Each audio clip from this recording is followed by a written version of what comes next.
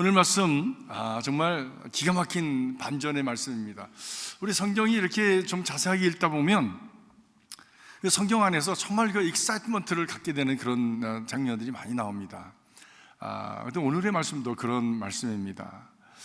죽음에서 생명으로, 그리고 멸망에서 축복으로, 이렇게 반전이 우리 말씀을 통해서 우리가 일어나는 것을 볼 수가 있습니다.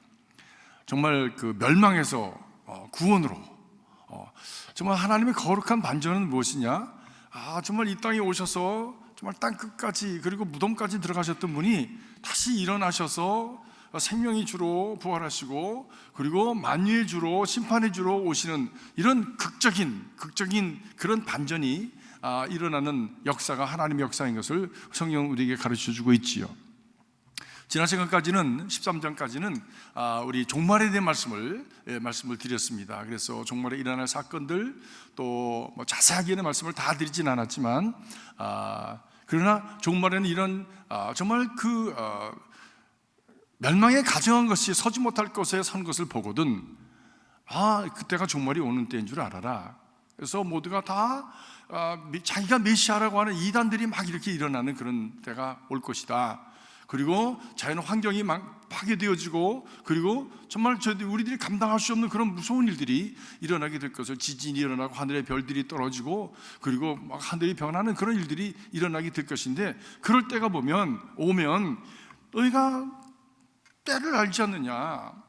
여인들이 해산할 때 고통의 때가 오면 아이가 낳을 것이라고 하는 것을 알지 않느냐? 저녁 노을이 붉으면 내일 비가 오겠다는 것을 알지 않느냐? 그렇게 때를 분별하면서 살아라 라고 하시면서 마지막 때에 대한 말씀을 하십니다.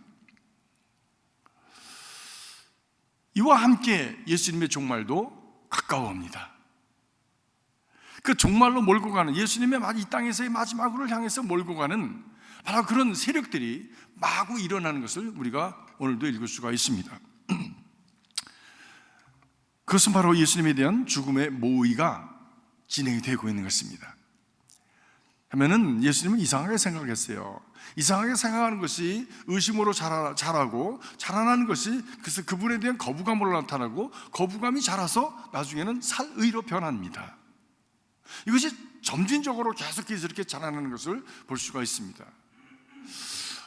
우리가 신앙생활 하면서, 우리가 성경을 읽고 신앙을 생각하면서 우리가 퀘스천을 하는 것은 중요합니다. 퀘스천하는 것. 하나님은 왜 이렇게 하셨을까?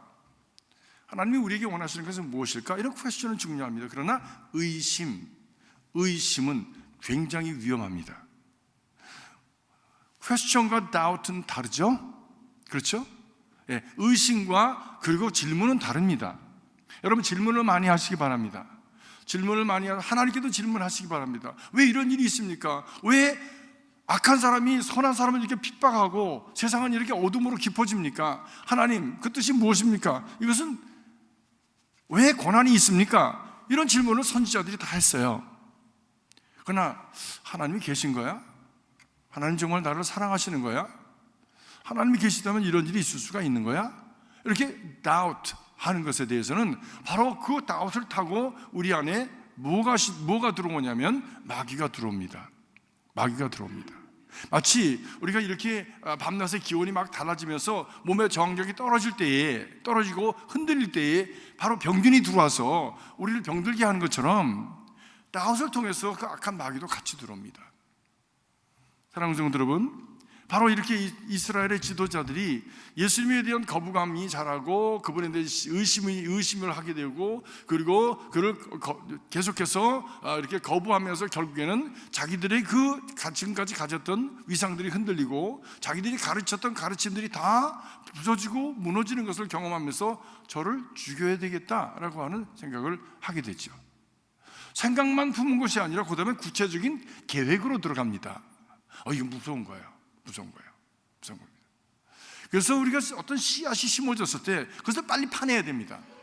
빨리 파내고 정리하지 않으면 그것은 자랍니다. 그런데 이 자라게 내버려 두는 것은 내 책임이에요.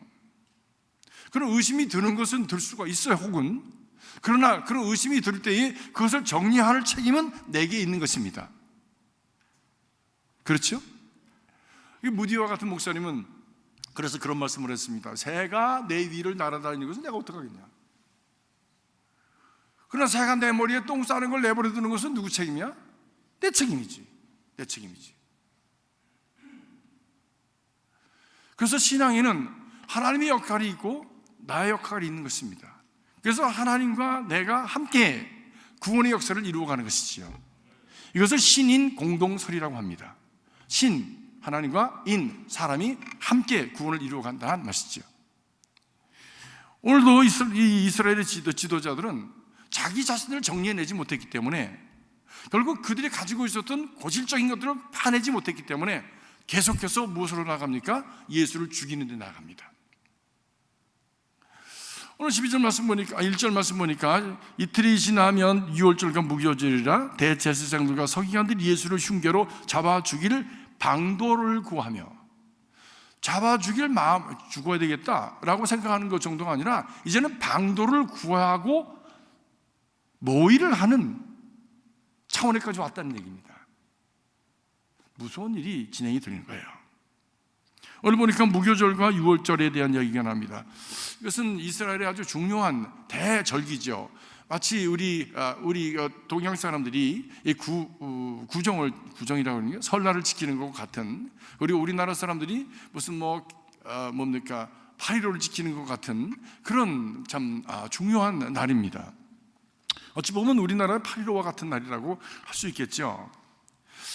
왜냐하면 애굽에서 저들이 이렇게 자유를 위해서 모세와 함께 나올 때에 10가지 재앙이 임하지 않았습니까? 그 바로가 놓아주지 않아서, 근데 하나님이 개입을 하신 것이죠. 모세나 유태 백성들로서는 도무지 자기 힘으로서는 그 막강한 그 애굽의 바로의 그 소나기를 벗어날 힘이 없습니다. 왜?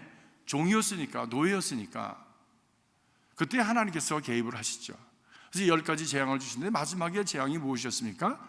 장자가 죽는 재앙이었습니다. 자식에게는 누구든지 다 약한 거예요. 자식에게는. 여러분, 자식들 위해서 기도 많이 하시기 바랍니다. 정말 어지러운 시대를 살아가고 있어요. 저도 우리 아이들을 위해서 생각하고 또 그 후대를 위해서 생각하면, 얘네들이 살아가는 그 어른이 돼서 살아갈 세상은 어떨 것일까? 과연 자기를 지켜갈 수 있을까? 지금 이렇게 혼돈스러운데 라고 하는 참 염려와 근심이 생기고 답답한 마음이 생깁니다. 그래서 기도할 수밖에 없어요. 하나님, 이들이 이런 세상의 그 파도와 그리고 어둠의 세력을 이겨갈 수 있는 내적인 능력을 갖게 하옵소서. 세상이 그렇게 가는 것을 우리가 어떻게 하면 막을 수 없는지 모르겠어요. 왜? 바로가 이스라엘 백성들을 그렇게 붙들고 놔주지 않으려고 하는 그런 완강한 마음을 가졌던 것처럼 그것을 어떻게 할 수가 없어요. 그런데 그것을 이겨낼 수 있는 힘을 가지면 이스라엘 사람들처럼 그 소나기의 그 힘을 끊고 그리고 애굽을 나올 수 있게 되어지는 것이죠. 그때 하나님께서 하신 것이 마지막 재앙이 바로 장자가 죽는 재앙이었죠. 그런데 하나님께서 이 모세에게 말씀하시기를 누구든지 어린 양의 피를 문설주와 양인방에 바른 그런 집은 죽음의 천사가 넘어갈 것이다. 그래서 페삭, 넘어갈 것이다. pass over, 넘어갈 것이다. 그래서 pass over 유월이라고 하는 절기가 생긴 것이죠. 죽음의 천사가 넘어가서 살았다라고 하는 것은 의미가 넘어서 전 민족이 새로운 민족으로 탈바꿈하는, 그리고 새로운 역사가 출발되어지는 그런 해방의 역사가 출발되어지는 그런 시작이 바로 유월절이지요. 근데 여기서 우리는 복음을 들을 수가 있습니다. 여러분, 양인방과 문설주에 이스라엘 그 사람들의 문은 이렇게 위가 동그랗게 아치형으로 생겼어요. 그래서 양쪽에 이렇게 피를 바르고 그리고 머리에다가 피를 바르면 그 모양이 무슨 모양이 됩니까? 십자가가 됩니다. 십자가. 예수 그리스도의 십자가가 바로 저들을 구원하는, 죽음의 세력이 넘어가는 그런 구원의 조건이 된다고 하는 것이죠. 신약에 가서는 바로 예수 그리스도의 죽음, 어린 양 예수의 죽음을 믿는, 우리들의 심정에 그것을 믿는, 그리고 내가 너희들 마음의 문을 두드리노니 너희가 그 마음의 문을 열면 내가 너희 안에 들어가서 너희와 함께 먹고 마시고 그리고 너희와 함께 살리라고 하신 주님의 말씀이 이루어지는 것이죠. 이것이 구원입니다. 영원히 죽지 아니하리라, 영원히 죽지 아니하리라 하신 말씀이 바로 예수 그리스도의, 이 어린 양 예수 그리스도의 보혈로 말미암아 이루어지게 되는 것이죠. 유월절은 전 민족적이고 역사적인 절기입니다. 네, 예루살렘으로부터 약 15마일 지경에 있는 모든 남자들은 다 예루살렘 성전에 와서 예배를 드려야 될 그런 의무를 갖습니다. 그러나 뿐만이 아니라 믿음이 좋은 사람들은 전국 어디에서든지 다 와서 일상의 평생에 한 번은 내가 예루살렘 성전에 가서 제사를 드려야 되겠다고 그렇게 마음을 먹고 그 성전을 방문을 합니다.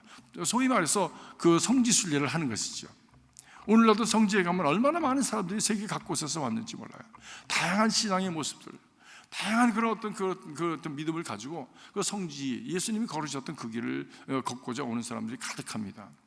예수님을 믿지도 않는 유대 사람들은 바로 그런 사람들이 오는 관광을 통해서 얼마나 많이 정말 돈을 벌고 먹고 사는지 몰라요.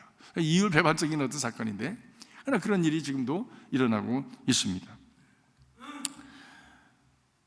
그러니까 매년 그렇게 6월절이면 사람들이 모이는데요, 4월 중순경이 됩니다. 4월 중순경이 어느 때입니까? 바로 6월절 이스터 때입니다. 우리의 이스터. 왜냐하면 예수님께서 6월절에 어린 양으로 돌아가시고 부활하신 바로 그날, 그 죽으신 지 사흘 만에 다시 살아나신 그날을 우리는 부활절로 지키지 않습니까? 그러니까 부활절이 곧 6월절 때예요. 6월절 때예요. 그렇게 아시면 돼요. 뭐 맨날 며칠이다 뭐 이런 것보다도 6월절에 어린 양으로 돌아가셨구나. 6월절. 그때가 바로 이스터 때입니다. 이스터 때. 근데 역사가 조세푸스에 의하면 기원전 65년경에 6월절 제물로 드려진 그런 양의 수를 조사했는데요, 그 양의 수가 25만 6,500마리였답니다. 25만 6,500년. 근데 6월절과 이 무교절은요, 6월절은 하루입니다. 하루. 6월절. 왜냐하면 이스라엘 백성들이 이 땅에 가지고 지금 가자 해서 나가는 바로 그날, 죽음의 신이 넘어간 바로 그날 바로 그날 하루입니다. 그러나 그 후로부터 무교절이 시작됩니다. 일주일 동안, 7일 동안 시작이 됩니다. 그래서 집안에 있는 모든 누룩들을 다 제하고, 그리고 정말 이스라엘 백성들이 그 애굽에서 나갈 때에 그 떡을 제대로 그냥 부풀려서 굽질 못해가지고 그 떡이 그냥 그 누룩이 들지 아니한 떡을 먹을 수밖에 없는, 딱딱하죠. 여러분 무교병을 잡숴보셨는지 모르겠는데 무교병은 이 누룩이 들지 않았기 때문에 굉장히 딱딱합니다. 굉장히 딱딱합니다. 여러분 비스케트 보시니 조그만 비스케트 있죠? 그 비스케트가 부드럽죠? 씹으면 입에서 녹기도 하고 짭짤하기도 하고 달콤하기도 하고 이렇게 녹는데, 무교병은 바로 그렇게 생겼는데 누룩을 넣지 않았기 때문에 딱딱한 거야. 딱딱한 거야. 그거를 먹으면서 저들이 이 애굽을 나올 때에 그 아픔과 고난과 그리고 그 땅에서 400년 동안 살았던 그 순환의 시간을 기억합니다. 그러니까 25만 6천 마리의 양을 잡아서 저들이 제사를 드렸으니까 그 예루살렘 성전에 하나님 앞에 그 제사를 드리는 제사장들이 얼마나 바빴겠어요. 그리고 거기서 흘려나오는 피가 얼마나 많았겠습니까? 키드론 골짜기가, 그 예루살렘 성과 감람산 사이에 있는 골짜기가 키드론 골짜기인데, 그것이 이제 흘러서 게헨나라고 하는 그런 쪽으로 흘러갑니다. 거기가 지옥이라고 불러지는, 불구덩이라고 불러지는 것인데, 저 밑에서 쓰레기를 태우는 것이죠. 그런데 그 사이에 그 엄청난 양들을 죽여서 피가 흘러 내려가서 시냇물처럼 됐다고 그래요. 그렇지 않겠습니까? 25만 6,500마리를 도살을 해서 피를 다 뽑았으면, 또 피는 먹는 것도 아니고 피는 하나님의 생명이 들었기 때문에 그것은 어떻게 할 수 없으니까 피를 다 뽑아버려야 되는데, 그것이 강처럼 흘렸다, 시내처럼 흘렸다는 것이죠. 그런데 이 양을 잡을 때 혼자 그냥 잡는 것이 아니에요. 특별히 6월절 양을 잡을 때는 온 가족이 함께 모여서 그 양을 잡아서 그것을 삶아서 같이 먹도록 돼 있지 않았습니까? 그러니까 가족별로 먹어야 되기 때문에 적어도 양 한 마리를 잡을 때 10명이 같이 모여서 양을 잡도록 되어 있어요. 미니멈 10명. 그래서 우리가 예수님의 제자도 12명, 또 우리 속회도 10명에서 12명 정도가 제일 좋다는 거예요. 나누어지는 그 식구, 가족이에요. 10명. 그래 이스라엘 백성들은 또 이 시내고, 그러니까 뭐죠? 회당을 세울 때도 10명이 되면 회당을 세웁니다. 10명이 되면 9명째도 회당을 안 세워. 10명째를 기다려 끝까지. 왜? 6월절 양을 잡는 그런 마음으로 회당을 세우는 거예요. 6월절 양을 잡는 마음. 거기에 해방이 있고, 거기에 자유가 있고, 거기에 하나님께서 자기를 구원하신 그런 6월절의 그 생명의 역사가 바로 거기에 있다고 믿기 때문에 10명을 기다린대요. 10명을 기다린대요. 10명이 한 조가 되어서 25만 마리, 거의 300만 마리 정도 되는, 30만 마리 정도 되는 양을 잡았다면 사람 수는 몇 명이나 됐을까요? 200만 내지 300만이 모인 거예요. 6월절에 엄청난 숫자가 모인 거죠. 그러니까 해방의 기쁨과 셀레브레이션과 그리고 사방에서 이 특별한 행사를 위해서 왔다고 하는 그런 어떤 감정이 고조된 때가 바로 이후 6월절이었죠. 그러니까 흥분해서 좋기도 하지만, 하나님께 제사를 드려 좋기도 하지만, 이 감정이 잘못하면 삐끗하면 잘못된 대로 흘러서 폭동이 일어날 수도 있다. 그래서 오늘 말씀 보니까 이렇게 말씀합니다. 명절에는 하지 말자. 왜냐하면 밀란이 날까 하노라.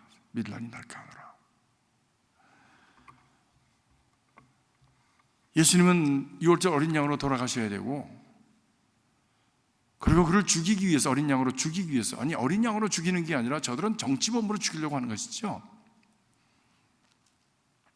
그러면서 그를 죽이면서 혹시 온 사람들이, 예수를 따르는 사람들로 인해서 그 감정이 다르게 폭발해서, 그래서 밀란이 일어나면 이런 엄청난 사람들이 정말 감정이 격화되어서 무슨 일이 일어날지 모르니까, 그렇게 되면은 누가 들이닥치냐? 로마 병정들이 들이닥치니까 많은 희생이 일어나게 될 것이다.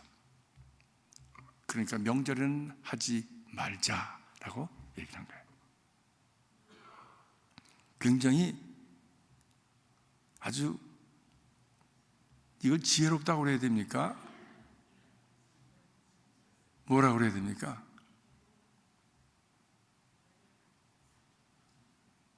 뱀과 같이 사특해. 뱀같이 사특해.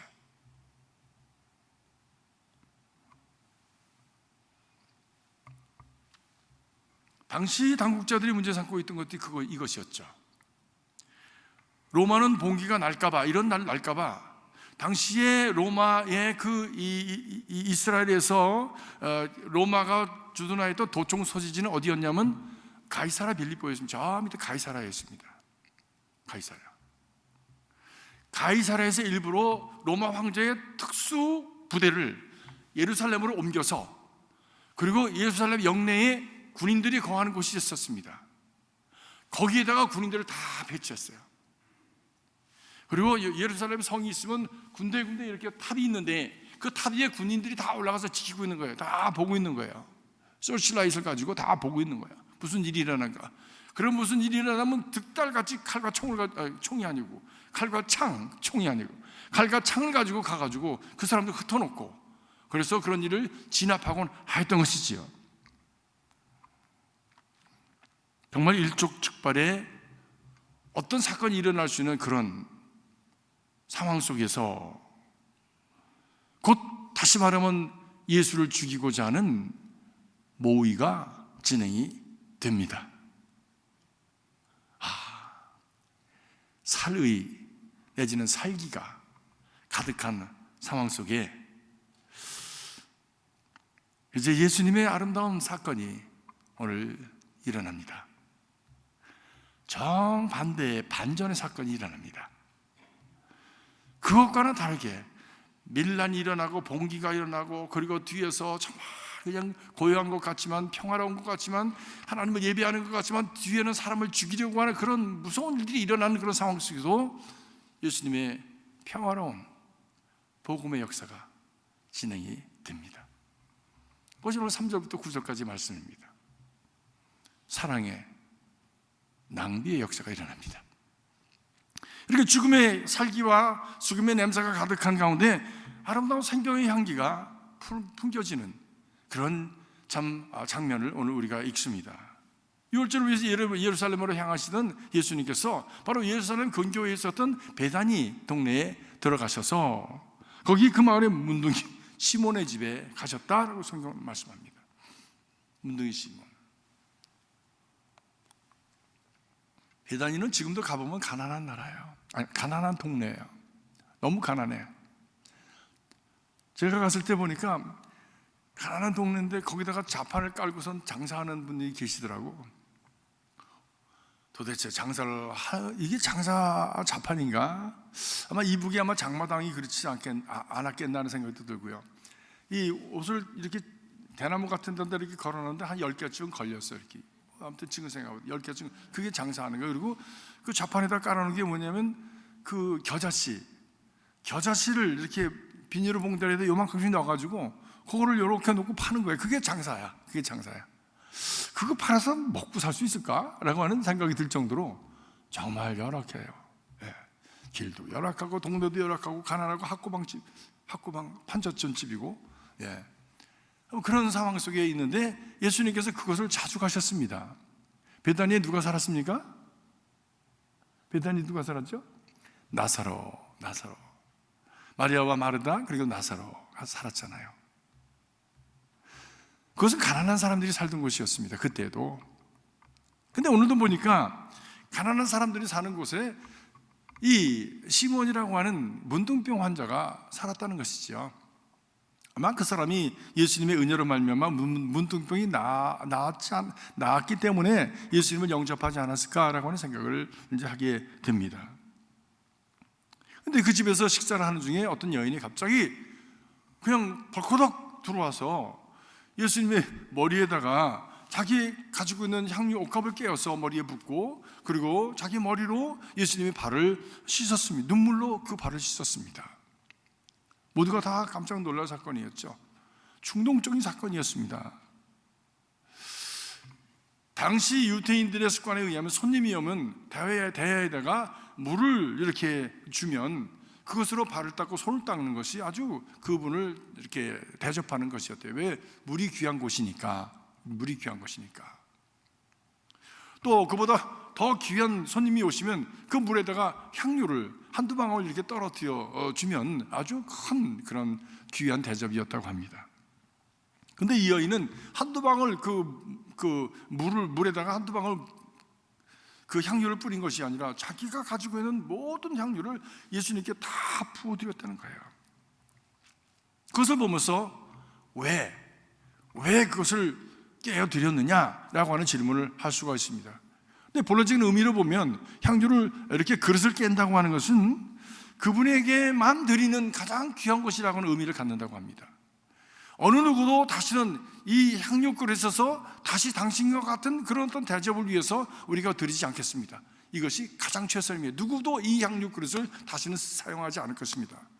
제가 한번 유대인들의 그 결혼식에 한번 갔었어요. 근데 판사가 그 결혼 예식을 집전을 하더라고요. 근데 이렇게 하고서는 이렇게 키스하고서는 그다음에 이렇게 잔을 이렇게 가지고 둘이서 같이 포도주를 마시고서는 헝겊에다가 그걸 싸가지고 둘이서 발로 밟더라고. 이렇게 꽝 밟더라고. 깜짝 놀랐어요. 저는. 아니, 둘이서 포도주를 진작 마시고서는 왜 그거를 헝겊에다 보자기에다 싸가지고 발로 밟느냐. 옆에 사람한테 물어봤더니 우리 둘이 마신 이 포도주의 사랑, 이 사랑은 너와 나만의 것이지 다른 누구도 다시는 이 잔을 마실 수 없다. 사랑의 잔을 마실 수 없다라고는 의미래요. 듣고 보니까 굉장히 의미가 깊잖아요. 오직 only for you 라고 하는 뜻이죠. 그래서 향유 옥합을 깬 이유는 오직 당신께만 드립니다. 이 전부를 라고 하는 그런 의미가 담겨져 있다고 합니다. 두 번째로는 당시 습관으로는 죽은 사람의 몸을 닦고 그리고 기름을 바르고 그리고는 그 기름을 담았던 그 그릇을 깨뜨려서 무덤 속의 시신과 함께 그 그릇의 조각을 같이 넣었답니다. 오직 당신께만 이것을 드린다고 하는 그런 의미였대요. 그것도. 근데 이 여인이 그런 의미로 드린 것은 아니었겠죠. 그런데 주님께서는 그것을 받으셔서 그렇게 말씀하셨습니다. 이 여인은 내 장사를 준비하였느니라 말씀하셨어요. 내 장사를 준비하였느니라. 어느 누구도 생각하지 않았어요. 아니, 죽으시다니. 왜? 언제? 누가? 묻지 않았겠습니까? 그런데 아무도 거기에 대한 퀘스천을 할 수 없는 상황 속에서 누가 예수님의 장사를 준비한다고 하는 말을 알아들었겠습니까? 그런데 그런 상황 속에 예수님께서는 이 여인이 내 장사를 위해서 준비하였다고 말씀합니다. 우리가 우리 믿음을 다해서 우리의 참 전심을 다해서 헌신하고 드려줄 때에 그 헌신과 우리의 그 드림은 우리의 헌신의 그 가치를 넘는 더 높은 차원의 역사를 위해서 사용되어지는 것이죠. 그 여인은 그것을 예수님께 사랑의 헌신으로 드렸지만 예수님이 그것을 더 높이셔서 마치 어린 양이 죽어서 그 6월절의 역사를 이룬 것처럼 바로 모든 사람의 구원을 위해서 사용되어지는 그런 존귀한 향기로운 헌신으로 예수님께서는 그렇게 그것을 높여주셨습니다. 그리고 말씀하셨죠. 이 여인의 행위는 이 복음이 선포되는 것에 함께 전파될 것이다 말씀하셨습니다. 그 말씀이 이루어졌습니까? 안 이루어졌습니까? 지금 이루어지고 있잖아요. 지금 여러분들이 듣고 있잖아요. 제가 또 이 말씀을 전하고 있잖아요. 2000년 전에 하신 그 말씀이 그대로 지금 이루어지고 있잖아요. 그래서 우리가 헌신할 때에 이건 뭐야? 내가 왜 해야 돼? 남들은 안 하는데 왜 나만 해? 이런 얘기 하실 거 없어요. 내가 드릴 수 있는 것을 최선을 다해서 드리면 하나님께서 그것을 받으셔서 거룩한 제물 삼으시고 하나님의 목적을 위해서 그 필요한 것을 꼭 끼워 넣으시는 것입니다. 그래서 하나님의 큰 그림 모자이크를 이루어 가시는 것이죠. 내가 그 전체 그림을 다 몰라도 괜찮아요. 그래서 나는 내가 할 수 있는 사랑의 헌신, 내가 할 수 있는 믿음의 헌신을 다 드리면 하나님께서 사용하시는 거예요. 우리가 이런 믿음을 가지고 하나님 앞에 자신을 드리는 신앙이 될 수 있기를 간절히 바랍니다. 근데 오늘 말씀 보니까 300데나리온이나 되는 그 향유였다고 그래요. 나드 향이라고 했답니다. 나드 향이라는 것이 굉장히 비싼 것이었더랍니다. 300데나리온이라고 하는 것은 노동자 한 사람이 약 1년치 봉급인데 지금으로 얘기하면 한 몇만 불 되는 것이죠. 그렇죠? 몇만 불 되는 거예요. 네. 몇만 불어치의 그 향유를 다 그냥 쏟아서 부었다는 것이죠. 어떤 사람이 그것을 비난했습니다. 아니, 왜 저걸 정말 다 저렇게 쏟아서 붓는 거야? 이렇게 낭비하는 거야. 저걸 팔아서 가난한 사람들이 주면 가난한 사람들이 많이 먹을 수 있잖아? 라고 얘기를 했어요. 제자들이 그렇게 했다고 그래. 근데 요한복음 12장에 보니까 누구라고요? 도적놈이라고 그랬대. 도적놈이 그랬대. 도적놈의 이름은 가룟유다였답니다. 가룟유다. 그 사람은, 이 여인은 지금 자기의 것을 300데나리온이나 드려서 예수님께 자신을 다 드렸는데 그놈이라고 해도 괜찮죠. 그놈은 예수님을 30냥에 은 30냥에 팔아먹잖아요. 정말 안 하는 사람이 더 불평불만이 많아. 바쁜 벌은 컴플레인할 시간이 없답니다. 바쁜 벌은 바빠서 그 꿀을 따느라고 뭐 컴플레인할 시간이 없대. 근데 옆에서 그걸 구경하는 사람들, 이건 왜 그래? 저건 왜 저래? 자기는 하지도 않으면서. 그런 모습을 우리는 우리 현실 속에서 너무 많이 보죠. 자기는 내지도 않으면서 저건 왜 저렇게 많이 드린 거야? 그거 갖다가 팔아가지고 가난한 사람들은 주면 더 좋잖아. 착한 일 하면 좋잖아. 자기는 하지도 않으면서 그랬다는 것이지요. 그때 예수님께서 하신 말씀이, 이 땅에는 가난한 사람들이 늘 있어서 언제든지 너희가 도울 수 있다. 그러나 나는 너희와 항상 함께 있지는 못한다. 왜? 그 말 뜻을 알아들었을까? 왜? 예수님이 이제 어떻게 하시니까? 떠나시니까. 그러니까 헌신에도요, 우선순위가 있다고 하는 거예요. 헌신에 먼저 해야 될 것이고 나중에 해야 될 것이 있는 것입니다. 주님을 향한 헌신이 먼저 되어야 된다는 것이에요. 주님과의 관계가 먼저 이루어져야 된다는 것이죠. 그 후에 그 가난한 사람도 돌보고 병든 사람들 위해서 헌신할 수 있고, 그리고 참 의로운 일을 위해서 헌신할 수 있는 것입니다. 그러나 주님을 향한 진정한 헌신이 없이 그저 일하기만 한다면 그것은 마르다가 되는 것이지요. 그리고 결국에는 자기 의로 그칩니다.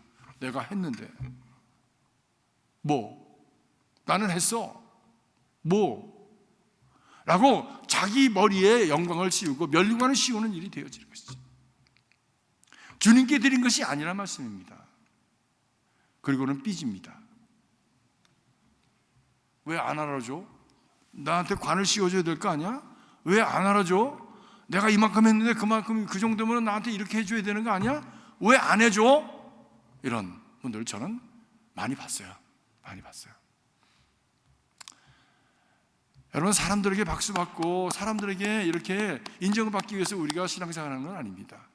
물론 더 성숙해지기 위해서 박수도 쳐주고 격려도 필요하지만 그것 때문에 하는 것이 아니냐. 주님께 영광 되기 위해서, 하나님께 진정으로 나의 진심을 드리기 위해서 헌신하고, 그분을 사랑하기 때문에 사랑으로 나 자신을 드리는 것이죠. 그렇기 때문에 헌신에는 계산하지 않는 헌신이 있어야 되는 것이죠. 진정한 사랑은 주고 또 주어도 아깝지 않은 거예요. 여러분 자신의 자녀들에게 주고 또 주어도 여러분 아깝습니까? 이놈의 내가 얼마를 퍼붓는데 이게 너 이거밖에 못해? 정말? 이럴 거야 너 정말? 그냥 저거 그냥 잘라버려? 버려? 그냥 이거? 이런 부모가 어디 있습니까? 때로 물론 화도 나지. 그렇지만 또 금방 마음이, 부모라는 게 이게 자식을 낳은 죄가 있어서 금방 또 회개하잖아요. 회개하고 그래도 이걸 어떻게 그냥 내가 안고 가야지, 쓸어 담고 가야지, 또 줘야지, 어떻게 또 도와줘야지, 이러면서 가는 게 이게 부모 아니에요. 이게 부모가 가진 사랑의 마음이잖아요. 하나님의 마음을 가장 많이 닮은 사랑의 마음, 이것이 부모의 마음입니다. 부모의 마음입니다.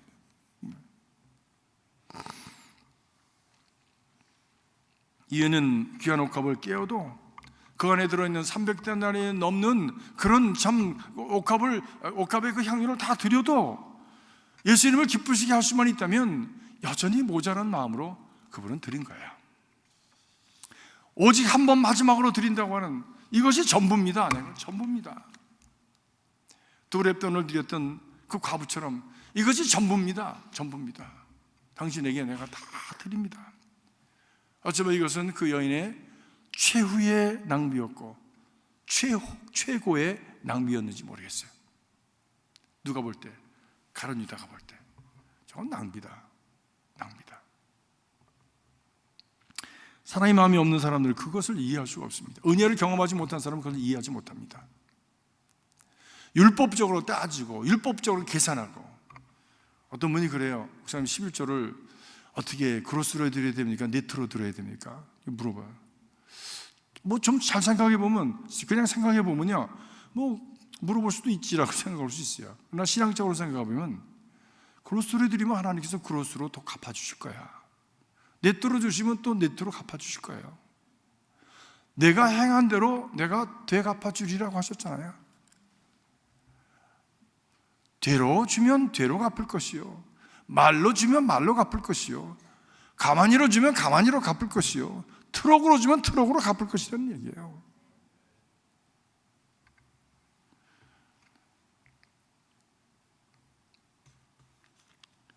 예수님에 대한 사랑 없이 예수님을 따라다닌 사람들이 수도 없이 많습니다. 대제사장들이 그랬고, 서기관들이 그랬고, 무리들이 그랬습니다. 가룟 유다는 이 여인이 옥합을 깨뜨리는 것을 보고서 비난까지 했어요. 비난까지 했어요. 세상에는 두 종류의 신앙인이 있습니다. 크게 얘기하면, 한 사람은 계산 빠르게 예수를 이용해서 이익을 취하고자 하는 사람들입니다. 자기는 헌신도 안 하고 예수님을 위해서 기쁘시게 하는 일도 없으면서 주님께 그냥 축복만 하는 거예요. 어린아이 신앙이죠. 어린아이 신앙이죠. 어린아이들은 부모가 형편이 어떤지, 우리 꼬마가 4살짜리가 나는 감기가 걸려서 추워서 죽겠는데 내 방에 들어와서 자꾸 문을 여는 거예요. 자기는 덥대. 그래서 우통을 활랑활랑 벗고 내 방에 와서 막 그냥 뛰고 그러는 거예요. 그래서 야, 할비가 지금 추워. 할비 위해서 문 좀 닫아줄 수 없어? 그랬더니 No, I'm hot. 근데 벌쩍 열어놓는 거예요. 그래서 그래, 이놈의 씨, 너 집에 가. 이놈의 씨, 집에 오지 마라. 그럴래다가 그냥 또 마음에 상처가 될까봐 또 그냥 제가 괜히 저주가 될까봐 그냥 아유 입을 다물고 번쩍 안아가지고 바깥에다가 던져버렸어요.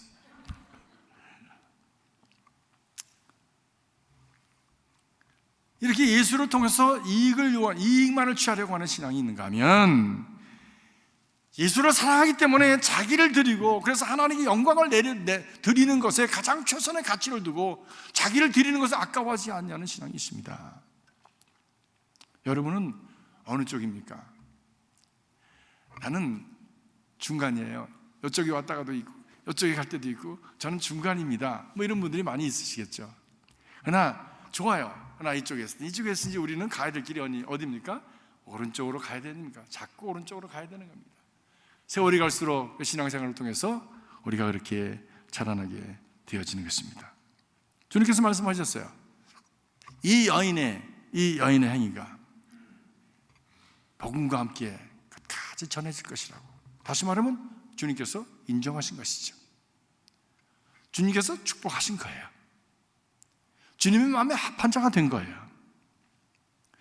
이렇게 거짓 없는 사랑, 그리고 정말 넘치는 사랑, 어떻게 보면 손해보는 그런 헌신, 어리석어 보이는 그 헌신이 하나님께는 합한 것이라는 것이에요. 이런 의미에서 우리 신앙생활은 조금 어리숙해 보여야 됩니다. 너무 빤질해서 정말 계산기로 두들기고, 그리고 자로 재서 그 안에 딱 들어와서 율법적으로 믿는 신앙이 아니라 좀 손해보고 양보하는데 익숙해져야 됩니다. 잔이 넘치는 삶, 아까도 성가대가 내 잔이 넘치나이다, 다윗의 시편 23편을 말씀했는데, 잔이 넘치는 삶, 넘치는 거 그거 손해보는 거 아닙니까? 왜 넘쳐? 딱 채우지. 왜 넘쳐야 돼? 12광주리가 남았어요. 왜 남은 거 다 먹어서 그냥 거기서 끝내지? 근데 주님께서는 남은 것을 거두어서 했더니 12광주리가 남았더라. 주님께서는 우리에게 주시기를, 넘치게 주시기를 원하시는 것이죠. 때문에 우리의 헌신도, 하나님 앞에 드리는 그 헌신도 그렇게 주시는 분이시기 때문에 우리도 넘치게 드려야 되는 것이에요. 자로 재고 계산해서 드리는 것이 아니라. 저도 그렇게 드리고 싶어요. 그렇게 드리다가 하나님 앞에 가고 싶어. 어차피 갈 인생 하나도 가져갈 것 없는데, 하나님 앞에 섰을 때, 하나님, 주님께서 내게 주셨던 모든 것, 주께서 내게 주신 그 목적을 위해서 다 사용하고 왔습니다 라고 내 영혼이 하나님 앞에 벌거벗은 모습으로 섰을 때에 하나님 앞에 자신 있게 당당하게 그렇게 보고하고 싶어요.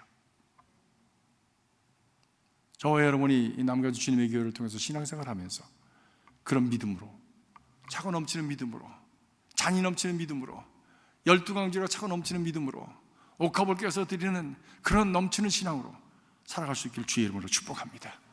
기도하겠습니다.